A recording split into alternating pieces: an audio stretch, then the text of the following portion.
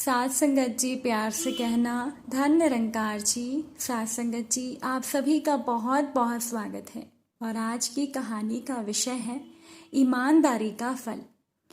मोहन का 7 वर्षीय बेटा दूसरी कक्षा में प्रवेश पा गया और उसका बेटा हमेशा से अव्वल आता रहा। पिछले दिनों जब मोहन को तनख्वाह मिली तो मोहन अपने बेटे को नई ड्रेस और जूते दिलवाने के लिए बाजार ले गया।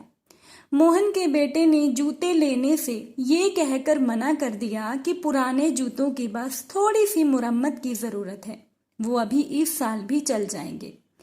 अपने जूतों की बजाय उसने मोहन को अपने दादा की कमजोर हो चुकी नजर के लिए नया चश्मा बनवाने को कहा।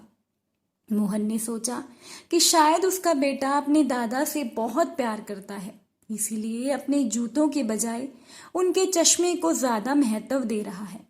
खैर मोहन ने अपने बेटे से कुछ नहीं पूछा और उसे लेकर ड्रेस की दुकान पर पहुंचा। दुकानदार ने मोहन के बेटे की साइज की सफेद शर्ट निकाली। जब डालकर देखा तो देखने पर शर्ट एकदम फिट थी। फिर भी मोहन के बेटे ने थोड़ी लंबी शर्ट दिखाने को कहा। मोहन ने अपने बेटे से कहा कि बेटे, ये शर्ट तुम्हें बिल्कुल सही है, फिर तुम्हें लंबी शर्ट क्यों चाहिए? तब मोहन के बेटे ने कहा, पिताजी मुझे शर्ट निक्कर के अंदर ही पहननी होती है, इसीलिए थोड़ी लंबी भी होगी तो कोई फर्क नहीं पड़ेगा और यही शर्ट मुझे अगली क्लास में भी काम आ जाएगी। पिछले वाली शर्ट भी अभी नए जैसी ही पड़ी है, लेकिन छोटी होने की वजह से मैं उसे पहन नहीं पा रहा। मोहन अपने बेटे की बात सुनकर खामोश रहा। घर आते वक्त मोहन ने अपने बेटे से पूछा कि तुम्हें ये सब बातें कौन सिखाता है?